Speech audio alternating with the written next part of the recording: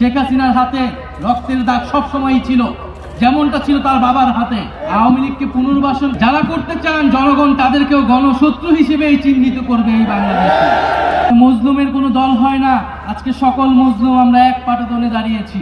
আমাদের দল মত আদর্শ ভিন্ন হতে পারে, রাজনীতি ভিন্ন হতে পারে, কিন্তু এই নিপীড়িত পরিবারগুলোকে, নিপীড়িত মানুষগুলোকে আমাদের এক থাকতে হবে এবং সেই এক থাকার জন্য একটি জাতীয় মঞ্চ আমাদের গঠন করা প্রয়োজন বলে আমি মনে করছি। তারা মানবাধিকার হরণকারী দল, মানবতা বিরোধী দল। শুধু এই জুলাই আন্দোলনে নয়, ক্ষমতার শুরু থেকেই এই মানবাধিকার হরণ এবং গণহত্যার সাথে তারা জড়িত। শেখ হাসিনার হাতে রক্তের দাগ সবসময়ই ছিল, যেমনটা ছিল তার বাবার হাতে। আমরা দেখেছি পিলখানা হত্যাকাণ্ড হয়েছে, আমরা দেখেছি শাপলায় কি নির্মমভাবে হত্যাকাণ্ড এবং গণহত্যা সংঘটিত হয়েছিল। সর্বশেষ এই জুলাই মাসে ছাত্র জনতার উপরে গণহত্যা সংঘটিত হয়েছিল। শেখ মুজিব যখন ক্ষমতায় ছিলেন সে একইভাবে বাকশাল কায়েম করে মানবাধিকার এবং গণতন্ত্রকে হরণ করে এবং হত্যা করেছিল।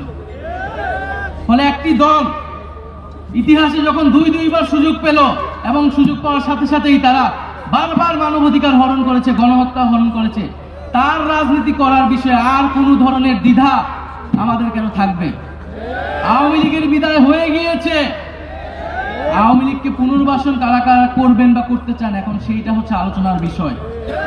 যারা করতে চান জনগণ তাদেরকেও গণশত্রু হিসেবেই চিহ্নিত করবে এই বাংলাদেশে। ফলে সকলের কাছে আহ্বান থাকবে যে আওয়ামী লীগের বিদায় হয়ে গিয়েছে, এখন প্রশ্ন বিচারের মধ্য দিয়ে আমরা সমাজে ন্যায় বিচার কায়েম করব। যারা নিপীড়িত হয়েছে তাদের কাছে আমরা ন্যায় বিচার, আমাদের যে প্রতিশ্রুতি ছিল সেই প্রতিশ্রুতি আমরা পালন করব।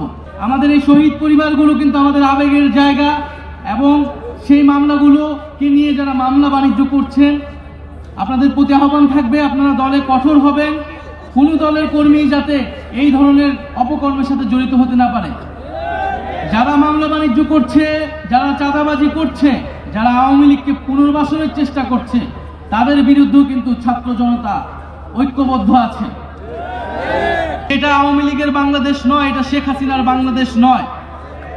বাংলাদেশ আত্মমর্যাদা নিয়ে দাঁড়িয়েছে, রক্তের উপর দিয়ে দাঁড়িয়েছে। ফলে ন্যায্যতা ও সমতার ভিত্তিতে এই বাংলাদেশের সাথে কথা বলতে হবে এবং সম্পর্ক স্থাপন করতে হবে। ফলে আপনারা এখনো যারা ভারত সরকারে রয়েছেন, ভারতের শাসক গোষ্ঠী রয়েছেন, এই যে সীমান্তে হত্যা হচ্ছে, আপনারা যদি মনে করে থাকেন এই সীমান্তে হত্যা করে বাংলাদেশকে প্রেসার ক্রিয়েট করবেন, তাহলে আপনারা ভুল ভাবছেন। আমরা শেখ হাসিনাকে বলেছিলাম, শেখ হাসিনা যখন আমাদের সংলাপের আহ্বান জানিয়েছিল, বলেছিল গণভবনের দরজা খোলা আছে। আমরা বলেছিলাম আমরা গণভবনে যাব, কিন্তু সংলাপের জন্য নয়, শেখ হাসিনাকে উৎখাত করার জন্য, এবং আমরা উৎখাত করার জন্য গিয়েছিলাম। আজকে সীমান্তকে যদি সুরক্ষা করতে হয় তাহলে আমরা সীমান্তও কিন্তু ছুটে যাব।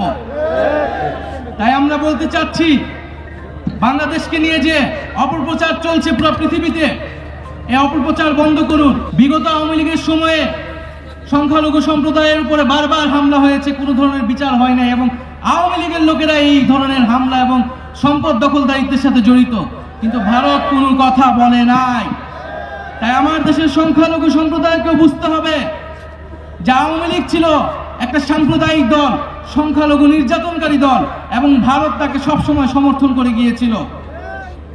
ফলে এই দেশ আমাদের, এই মাটি আমাদের, আমাদেরকে একসাথে এই মাটিতে ঐক্যবদ্ধভাবে কিন্তু বেঁচে থাকতে হবে, লড়াই করতে হবে। কোন শক্তি যাতে আমাদের ভিতরে বিভাজন করতে না পারে সে বিষয়ে আমরা সবসময় সচেতন থাকব। আমাদের সরকারের যিনি প্রধান উপদেষ্টা আছেন তার কাছে পৌঁছে দিব, এবং আমরা নিশ্চিত করব যে আমরা এই সকল নিপীড়ন, সকল গণহত্যা, সকল মানবতাবিরোধী বিরোধী হত্যা, গুম, খুন, সেগুলোর বিচার আমরা এই সরকারের থাকা অবস্থায় নিশ্চিত করব।